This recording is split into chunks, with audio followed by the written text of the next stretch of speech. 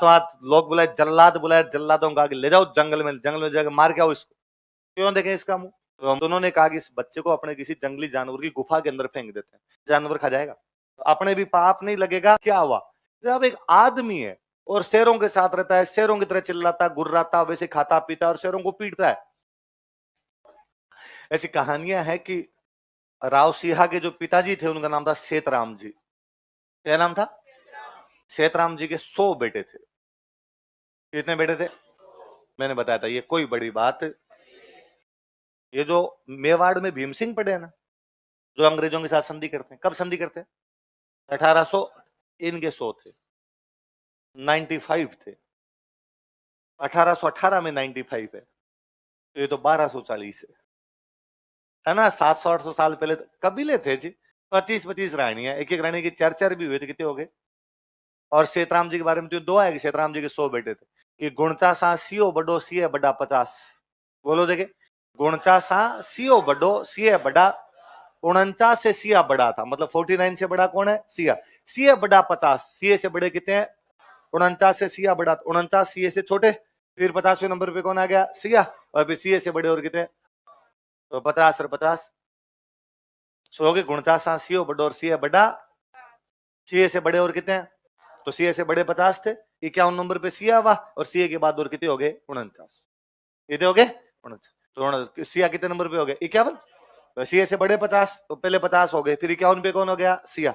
उसके बाद 49 और हुए, टोटल कितने हो गए? तो 49 सीओ बड़ो और सीए बड़ा 50। अच्छा, सिया जब पैदा हुए तो अब तो जैसे घड़ियां आ गई है ना, तो घड़ियां आ गई तो अपने टाबर का टाइम लिख लेते हैं, 3:48 इतने पे बच्चा हुआ। फिर पंडित जी कहते हैं, पंडित जी बना दो जन्म पत्री। और पंडित जी जन्म पत्री बना कहते हैं राजयोग है। क्या है इसके? ये आगे चल के पक्का पक्का आईएएस बनेगा। और अपने घर वालों को सबको भी लगता है कि क्या है? राज। और पंडित जी सबकी कुकुपत्रियों में राजयोगी बताते हैं।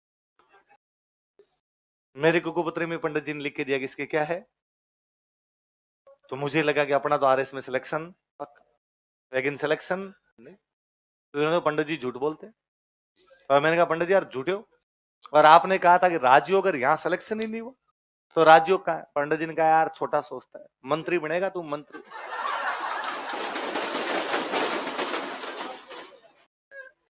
अच्छा लगता है ये सुनना, तो किसको बुरा लगता है ना? पंडित जी प्रधानमंत्री कहते थे तो भी मुझे अच्छा ही लगता। हाँ यार, पंडित जी ने कहा लाओ तो 500 रुपए और दो।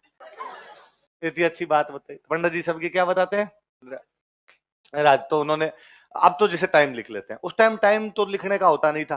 तो पहले क्या होता कि सूर्य की छाया जहां पे पड़ रही है ना, वहां पे लाइन खींचते, या चांद की लाइन जहां पे पड़ रही है, सॉरी रोशनी जहां पड़ रही है वहां क्या खींचते थे? लाइन। भाई टाइम सूर्य और चांद के अनुसार ही तो होता है। मैं कहता हूँ आज भी गांव में दादाजी जो उम्र के लोग है ना, वो यूं मकान की छाया देके कह देते हैं 3 बजे की चाय बना लो। कोई घड़ी नहीं, कोई मोबाइल नहीं, 3 बजे की चाय बना लो। आप क्या पता 3 बजे की छाया आ गई। रात को बता देंगे 4 बजे की। कैसे पता आपको 4 बजे की?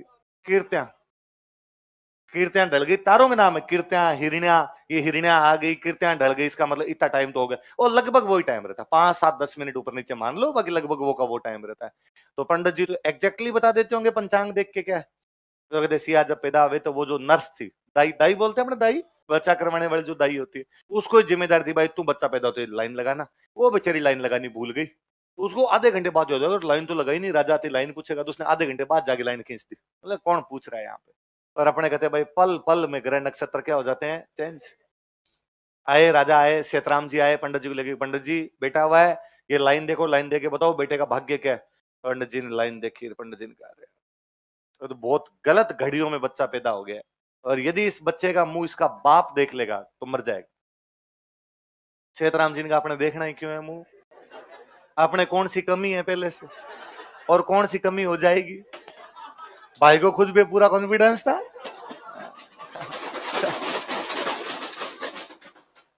और हाथों हाथ लोग बुलाए, जल्लाद बुलाए, जल्लादों का आगे ले जाओ जंगल में जाकर मार के आओ इसको। क्यों देखें इसका मुंह? तो मुंह देखे गए तो बाद में आगे बढ़कर बाप के लिए अनिष्टकारी होगा, हानिकारी होगा। और जल्लाद उसको जंगल में लेके गए। पर जल्लादों का कलेजा नहीं माना कि इस बच्चे को मार दे। उनको लगा एक दिन का टाबर है, मारा कैसे जाए। और उनको लगा कि यार नहीं मारा तो राजा जाते अपने को मारेगा, तो उन्होंने कहा कि इस बच्चे को अपने किसी जंगली जानवर की गुफा के अंदर फेंक देते हैं, जानवर खा जाएगा, तो अपने भी पाप नहीं लगेगा। तो एक कोई गुफा दिखी, गुफा के अंदर फेंक के चले। कहानियां ऐसी है कि गुफा कोई शेर की थी, शेरनी ने उसी दिन एक बच्चे को जन्म दिया था। शेरनी अपने बच्चे को लेकर सो रही थी, वो लुढ़कता लुढ़कता उसके पास जाके गिर गया। शेरनी जागी, तब उसको लगा मेरे दो बच्चे हैं, और शेरनी ने उसका पालन पोषण करना शुरू कर दिया। डार्विन कहता है अनुकूलन का सिद्धांत, व्यक्ति जैसे माहौल के अंदर रहता है वैसा ही हो जाता है। और वो जो मनुष्य का बच्चा है लेकिन फिर भी वो शेरों के साथ रहा, तो किसकी तरह बर्ताव करने लगा। अब वो सीधा लंबा होकर नहीं चलता था, हाथों को भी उसने पैर बना लिए, वैसे चलता था, एकदम एकदम झपट्टे मार मार के शिकार करता, कच्चा मांस खा जाया करता, एकदम वैसे रहा करता हो। अपने पाली में पालीवाल ब्राह्मण रहते। पाली में कौन रहते? पाली अपने ट्रेड सेंटर था, पाली में बहुत अच्छा यहाँ पे व्यापार होता था। आपको याद हो तो मैंने आपको बताया था कि पाली में व्यापार बहुत अच्छा होता था, पर लूटपाट ज्यादा होती, इसलिए नाडोल लेके गए थे लक्ष्मण राज को कि हमारे वहां पे राजा बनाया जाए, बताया था। पाली व्यापारी के अंदर था, पाली में पालीवाल रहते हैं। यहाँ पे कोई राजा नहीं है, व्यवस्था बिगड़ी हुई एकदम, सल्तनत शुरू हो गई थी, सल्तनत शुरू हुई तो इधर उधर लफड़े चल रहे हैं, यहाँ पे कोई राजा बचा नहीं, नाडोल वाले कमजोर हो गए। तो पाली वालों को लगा कि यार ऐसे तो पार नहीं पड़ेगी, क्या किया जाए, यार कोई राजा वाजा लेके आते हैं। पालीवाल ब्राह्मण एक बार बिजनेस करने के लिए यूपी साइड जा रहे थे। जब वो बदायूं के जंगलों के पास से निकल रहे थे, तब उन्होंने देखा कि वहां जंगलों के अंदर 5 शेर आपस में लड़ रहे हैं। इतने शेर, और उनमें एक शेर जो चारों शेरों को थप्पड़ मार मार के भगा रहा। उस एक शेर ने एक शेर का पंजा पकड़ रखा, पंजा पकड़ के फेंक रहा है यूं, दूसरे को यूं रोक रखा है, दो उसके साइड में खड़े हैं। और उन्होंने देखा कि वो शेर जो इस लड़ाई के अंदर जीत रहा है वो मनुष्य है। तो यार ये क्या भयंकर कोतक है, मनुष्य होकर ऐसे कैसे लड़ाई कर रहा है, और शेरों की तरह चल रहा है, वैसे ही बाल उगे हुए हैं उसके, दांत लंबे लंबे, गुर्रा रहा है, मार रहा है उनको।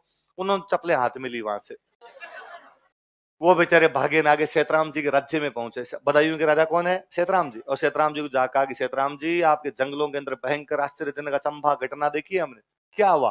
तो अब एक आदमी है और शेरों के साथ रहता है, शेरों की तरह चिल्लाता, गुर्राता, वैसे खाता पीता और शेरों को पीटता है। सेतराम जी ने कहा मैं मिला सुबह से, बीच में कोई मजाक करने वाला मिला नहीं। अरे साहब आपको उसकी सौगन है, सच में हमने ऐसा देखा है। ऐसे कैसे हो सकता है, जंगल में ऐसे शेरों के साथ मनुष्य कौन हो सकता है? और वो जल्लाद वहीं बैठा था। तो जल्लाद ने कहा कि सर मेरी सजा माफ करो, तो मैं एक बात बताऊं। राजा सेतराम जी ने कहा कि तेरे 7 खून माफ है। बता क्या बात है? सर वो एक दिन आपने एक बच्चा हमें दिया था ना कि मार के आओ जंगल में जाकर। कौन सा? सर वही 51। भाई राजा के खूब सारे थे ना, उस बच्चे को हम मार के नहीं आए थे। तो तुमने क्या किया? हम उसको एक जंगली शेर की गुफा में, जंगली जानवर की गुफा में फेंक के आए थे। हो ना हो ये लड़का वही है। तो सेतराम जी को लगा यार मेरा बच्चा।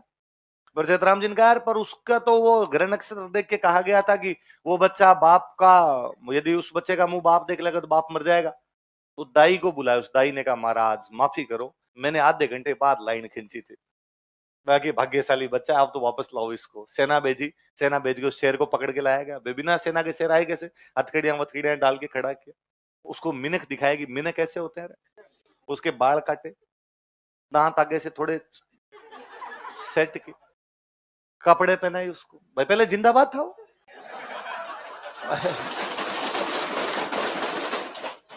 बैठ, कच्चा मांस खाता था, उसको रोस्टेड खिलाया कि ये भी कोई चीज होती है, ये खा के देख। बोला यार ये बड़ा मामला ठीक है। अब वो वहां पे मनुष्यों के बीच में रहा था, मनुष्यों जैसा बर्ताव करने लग गया। पालीवाल ब्राह्मण थोड़े दिनों बाद वापस लौटे। तो पालीवाल ब्राह्मणों ने पूछा राजा से, राजा जी हम एक बता गए थे, क्या हुआ? राजा ने कहा थैंक यू यार, वो मेरा बेटा ही है, और ले आए यार उसको। कहाँ पे? ये रहा। सर खाता नहीं? ना ना ना ना ना, कई बार ऐसे गुर्रा लेता है, बाकी अरे एकदम सही है मामला, कुछ ही नहीं करता। यार मेरे लायक कोई सेवा हो तो बताओ यार, तुमने मुझे मेरे बेटे से मिलवाया। उनका सर हम तो आपके पास काम ही आए थे, हमारे वहां पाली के अंदर व्यापार होता है लेकिन लूटपाट ज्यादा होती है, हमारे को राजा बचा नहीं। यदि आप कोई राजा भेज दे, अपना कोई बंदा भेज दे, हम उसको टैक्स देंगे, वो हमारी क्या कर देगा? रक्षा। राजा ने कहा यार खूब सारे बेटे हैं, किसी को ले जाओ। उनका किसी को नहीं, इसको भेजो आप। तो पालीवाल ब्राह्मण उस किसको लेके आए? वो शेरों के साथ रहा इसलिए नाम रखा गया सिंहा। क्या नाम रखा गया? राव टाइटल हुआ करते, सिंहों के साथ रहा इसलिए क्या हो गया? सिंहा। पालीवाल ब्राह्मणों की सहायता के लिए आता है, खेड़ को राजधानी बनाता है, पिट्ठू में गायों के लिए लड़ाई होती है, उस लड़ाई के अंदर लड़ता। वाह, आई बात सुन। अंग्रेजों का जब राज आ गया तो अंग्रेजों का एक बंदा था रुडयार्ड किपलिंग। क्या नाम था? जिनको 1907 में नोबेल पुरस्कार दिया गया था। साहित्य का नोबेल पहली बार किसी अंग्रेज को मिला था। वो अंग्रेज कौन है? रुडयार्ड किपलिंग, जिनकी बुक का नाम है द जंगल बुक। क्या नाम है? द जंगल बुक नाम की एक उन्होंने बुक लिखी। 1907 में उसको नोबेल पुरस्कार दिया गया था। 2012 में बॉलीवुड हॉलीवुड वालों ने उस पर मूवी बनाई। 2012 में उसको ऑस्कर मिला उस जंगल बुक वाली मूवी। उसमें सेम कहानी है कि एक बच्चा जो है वो जंगल के अंदर जानवरों के साथ रहता है, जानवरों की तरह बर्ताव करता है। ये कहानी राव सिंह की है, जिसको रुडयार्ड